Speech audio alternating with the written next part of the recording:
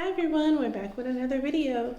Y'all, thank you guys so much for the love, the prayers, the support. We truly appreciate all of you. This video will be different because I'll be talking. As you can see, it's time to scratch his scalp. Please excuse my voice, it's not 100% back. I'm a little hoarse. CJ, you have anything you want to say? No, just appreciate all the love and support, the prayers. Yeah, we really do. All right, so it's kind of going to be a story time video. So for those of you who don't like talking while scratching, I'm sorry, but it's just been so long that we've been away from you guys. So I just kind of feel like we need to tell you guys what happened. And we'll really go more into detail on the Eating with the Alexanders page. But we're just going to give you kind of like a gist of what happened.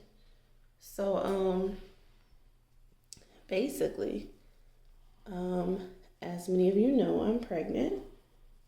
I am 33 weeks. I had to stop and think about that.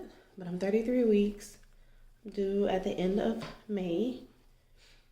And I have rough pregnancies. This is my fourth and last. I have rough pregnancies, usually starting out with hyperemesis gravidarum, which is like never-ending vomiting, basically. You guys are gonna hear Brielle in this video. I'm sorry. She's like searching for her dad. So it usually starts off with that and does not end. But if it does end, if by any chance I do find relief from nausea, then towards the end of the pregnancy, I usually end up with horrible acid reflux. Y'all, I'm 5'3". I'm short. So, and I don't have much of a torso either, because I'm not the smallest right now that I've ever been in my life. So it's kind of like I'm already short, and then I have this baby that starts to take up a lot of room in my body, and starts to push the acid from my stomach right back up. So it burns like crazy. I don't typically have acid reflux unless I'm over a certain weight. So that's something that I usually don't deal with much outside of pregnancy. Unless I'm going through some type of like weight gain or something. But that's just something that I typically don't deal with outside of pregnancy. And every pregnancy is pretty bad, to the point to where I struggle to keep food down towards the end. So that's what was happening. And it got to the point where it got so severe that the reflux was horrible. TMI, y'all. Like, if it's too much, it's okay. I understand if you don't want to watch this video, but I would vomit blood because it was a lot of there was a lot of soreness in my esophagus from constant burning from acid from my stomach all the way up. So I lost a ton of weight. I had lost like 19 pounds in around maybe 7 to 9 days, if that. So, I technically am telling you guys the whole story. So basically, I got extremely dehydrated. I know the signs to look out for. For those of you who don't know, I did go to nursing school. I didn't finish, but I did go. Finished halfway in, and that's another story. You probably heard of it on the Eating with the Alexanders page. If not, I'll have to tell that story another time as to why I didn't go back. But where was I? Yeah, got extremely dehydrated, knew what to look for, but I just kept trying to procrastinate. Stay home, hydrate myself. It was not working out. I had already reached out to my doctor by the time I had lost around 10 pounds, but it just happened so fast, y'all. But I just continued to lose weight because what I was using just was not, what was prescribed wasn't working. So, I mean, he's an OBGYN. He's not he's not a GI doctor, you know? So it was kind of like trial and error to see what would help. And every pregnancy is different. And usually Zantac would work for me, but that was pulled sometime during my pregnancy with Brielle. So Zantac never worked for me completely, but it would help. At least get me through. Well, I had nothing this time to get me through and help me keep this food down. So it didn't stay down, and I lost 19 pounds. So then Saturday, it just got to the point to where I could not get dressed. I couldn't get up without CJ helping me. And I was like, okay, it's time to go in. And CJ had been having a cold because we didn't let anyone come over really for Xavier's birthday. We told everybody not to come over for our middle son's birthday, which was the 4th, because CJ had some type of cold. And then when I caught it, I'm like, well, it's definitely not sinuses like I thought, because it shouldn't be contagious. I mean, I have sinuses too, but I shouldn't be catching it right after you. So anyway, we decided to go in. We went to the walk-in clinic first because I always think of emergencies for car accidents and, stuff like that. I don't ever want to be in the way. So we went to the urgent clinic. I'm like, surely they should be able to give me some fluids, something. And also treat CJ. So that's what we did. We get there and they're like, we don't really treat pregnant women. But I'm like, okay, that's fine. I'm going to go ahead and go to the ER after this because I definitely need IV fluids. But can you guys please give me something for this acid reflux? I just need relief. And they were like, yeah, sure. So they gave me this thing called a GI cocktail, which gave me temporary relief. And then they gave us a COVID test. And we were both negative. So then CJ was treated for a sinus infection. Given at least 4 different prescriptions, including antibiotics. I can't even talk. Given about 4 different prescriptions, including antibiotics for sinus infection. So right after that, we left. We went to the hospital. We went to one that I don't typically go to, but it was for it was for women. And I typically go to the other hospital when I deliver. There are 2 major ones where we live, where we deliver. We have babies. I typically go to the other one. My doctor has rights at both. And I was closer at the time to the other one, so I was like, all right, cool. And we went. And we get there. I explain everything that's going on. Show them my negative COVID test. To say, hey, you guys, I just left the clinic. Can you guys get me some fluid? In case you're wondering, I'm negative for COVID. I don't know what made me decide to show them that test. I don't know, just in case. I guess I kind of figured they probably would want to see. Y'all, they gave me another one. And that test came back positive. I'm like, okay. Now, granted, we had COVID 10 months ago.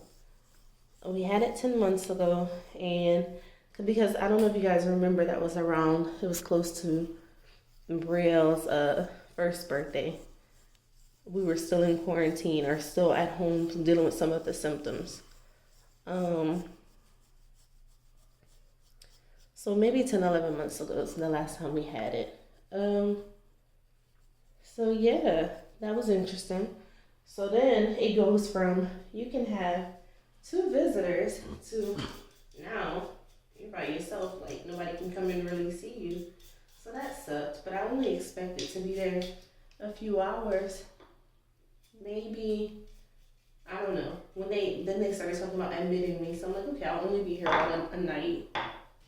Whatever, I'll take it as a little break from the kids, get hydrated, and that'll be that. No. Y'all, they tried to keep me. Let's see. I went in Saturday. I think they let me go. Was it Monday or Tuesday? I think it was Tuesday. I know it was 3 days. They wanted to keep me longer than that because these people were so intrigued by how my body was handling COVID. Like, apparently I didn't have whatever markers were needed to show COVID in my blood. So the doctor wasn't sure as to whether or not it was even a true positive. But then, so then they did a chest x-ray. My lungs were completely clear. It was a lot of strange stuff going on. I'll just say I felt like I was being treated like a mutant, like I was being studied. That's all I'll say. They were very, very, very confused as to why my body was handling COVID so well. But that's not even why I was there. I was there for dehydration. And finally, that was addressed. Oh, I'm not going to say finally because they were giving me IV fluids, but the root cause was the acid reflux. And y'all, when I tell you, dietary sent me every single acidic food from that kitchen, and I'm like, I can't eat this. So I ended up having CJ bring some of my own food because I'm like, I'm never gonna get out of here if I eat this stuff. Well, anyway, finally, they got a little cocktail down. They were able to figure out, okay, this combination helps her reflux and gets it under control. That was amazing. I was able to stop being sick. I was able to keep the food down, stay hydrated. But these people were still very intrigued by me and how my body was handling COVID because I guess, I don't know, I'm overweight, I'm pregnant. I don't know. I don't know what the deal was, but they were very much taking lots and lots and lots of my blood. You know, like I said, I've worked in a medical setting multiple times. I know what's up. They were studying me. I'll just say that. And then they wanted to keep me, and I'm like, nah, I'm out of here. I'm ready to go. Like, I've been hydrated. It's been a few days. I'm going home. I can take care of myself from here. Thanks, you guys. But there were like several red flags there. And that's why I always tell people, either know your stuff or have an advocate. Because when it gets to the point to where you're like, I'm not comfortable if I should ever be unconscious in this hospital. Well, that's not a good thing. And I just was getting to the point to where I was very uncomfortable there. And I always wanted to be alert because there were just several red flags. And I don't know. I will say I had two really amazing nurses, but some of the activity there was a bit suspicious. I was ready to go. And I was constantly being hounded about the COVID test. And I'm like, listen, that's a personal decision. You do what you feel is best for you. I do what I feel is best for me. But don't ask me to make any kind of decisions about a vaccine and you see that I am pregnant and you know, well, that's another story. We're going to save that for eating with Alexander's. But you guys, that is what happened. That is why I was in the hospital for several days. I was extremely dehydrated. Then come to find out I had COVID. And so basically everybody else just kind of in our household just treated themselves like they had COVID. The kids have absolutely no symptoms. CJ is still fighting basically what seems like a sinus infection, but no real COVID symptoms. And like I said, we've had it before. So then they were saying, well, maybe it's your antibodies, helping you. Because for me, it hasn't been, other than a little hoarseness that you guys can hear and a little cough, it hasn't been more than like a cold for me this time around. So I'm grateful for that. But yeah, you guys, it's kind of like a story time, but that is a very short one because I'll really go into details on my other channel when we post. That is what happened. Extremely dehydrated. They were preparing just in case I had to deliver there early because of course when you're dehydrated you can go into labor preterm, and I wasn't really trying to have that, especially not there. I didn't like that hospital as much. So I was like, no, I need to get home because this is not it. I need to get home. And the other hospital is literally, 2 miles away, if that? I was like, no, I'm not delivering here. Don't get me wrong, you guys. The other hospital is not horrible. It's just when I've seen too many red flags, or I've had to correct too many things, or I've seen too much that I don't think is right, or things that make me suspicious, whatever it is. If I don't feel comfortable being unconscious in that hospital, it's time for me to go.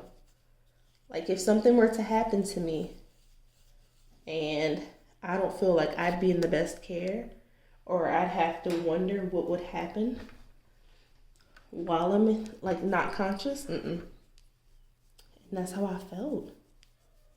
So I was ready to go, but you guys definitely felt your prayers, and thank you guys for the concern. I hope I didn't scare anyone, but I'm okay. Like I said, my major issue was dehydration due to horrible acid reflux, and that's now under control.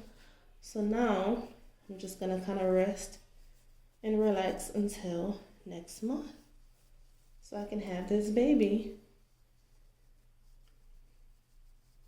And that's it.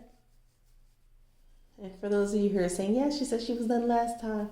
No, we're officially done. CJ got a vasectomy. We're really done this time. Unless it fails, and I pray to God it doesn't. Because I can't, my pregnancies don't like me. I can't go through this again.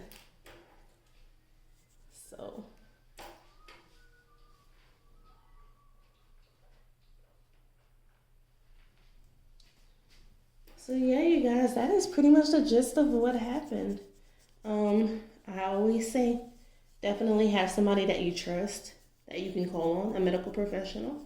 If you're not a medical professional, and you're ever in a situation where you're admitted into the hospital, always have an advocate.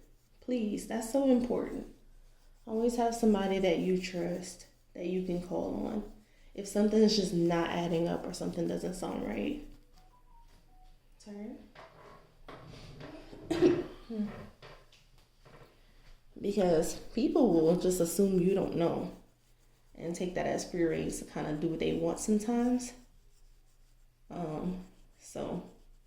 Or make decisions for you and your body if they figure that you don't know that you have certain choices. So it's very important to be able to either advocate for yourself or have an advocate, especially with COVID going on and the possibility of having to be in a hospital by yourself.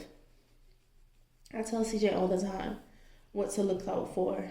You know, hey, when I go in for this C-section, this will be my 4th one. You know, these are warning signs. Like, if I should ever, you know, if anything should get serious, if it gets real, if anything happens, this is what you look out for. If I start telling you I feel this way, like we practice, if I tell you I feel this way, if nobody is listening to you, this is what you do. Like, we have these conversations.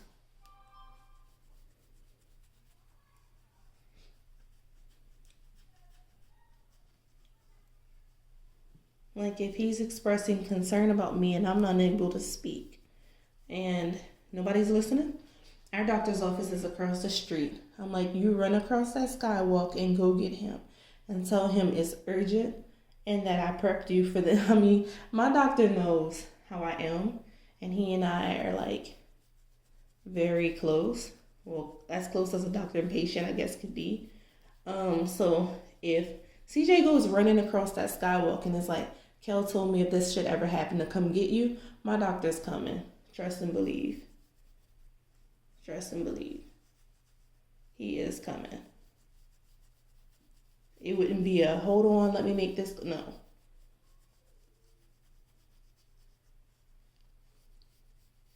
So, like, if you have that trust with your doctor, that's amazing. And if not, get one that you do truly trust. And make sure your partner, you and your partner, husband, significant other, whoever, have a plan, you know. But I'm just saying this. It never got, it was nothing really bad that happened where I was.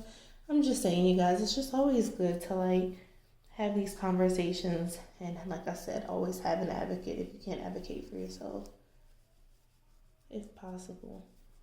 But that is pretty much our mini story time. He doesn't have too many flakes because during the time I was in the hospital, he absolutely had to wash his hair. Like, y'all, was so bad. And I was too weak. I was way too weak to do it for him. So he had to go ahead and wash it. So it's definitely not as bad. But I just wanted to give you guys an update. I'm doing well. My appetite is coming back. I feel amazing. Still only a few pounds away from my pre-pregnancy weight now, but I'm not complaining. I never wanted to lose it that way, but it is what it is. It is what it is. I'm just grateful that the baby is okay and that we're okay and all is well. We're recovering. So that is pretty much it for this video. I'm going to check his beard. I know a lot of you guys have been asking, but he doesn't really have a whole lot of beard dandruff lately, but let's check anyway.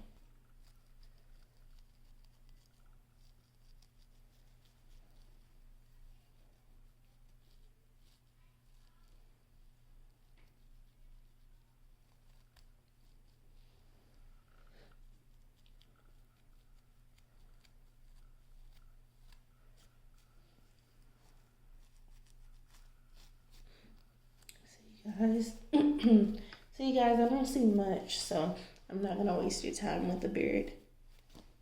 All right. Yeah, you guys, there wasn't much with the beard dandruff, so I don't want to waste your time with that. But thank you guys so much for watching. And like I'm saying, I'm not trying to tell you guys not to trust medical professionals because they do have some really amazing ones out there. Like I said, I had two awesome nurses. But what I am saying is, there are people who aren't always the best, and it's just always good to have someone to advocate for you if you can't advocate for yourself. So that's pretty much the end of this video. I'll continue and really go into details on the Eating with the Alexanders video that we'll post next. It'll probably be us eating ramen. Excuse my voice, y'all. It'll probably be us eating ramen or something like that, but the next video that we'll post will really go into details about everything. It was very interesting. My most interesting hospital stay, I'll definitely say that. But again, thank you guys so much for the love, the support, the prayers, and everything. We truly appreciate all of you. And we'll see you again next time. CJ, you have anything you want to say? No, we'll see him in the next video. All right, you guys. So that's pretty much it for this video, and we'll see you again next time. Bye.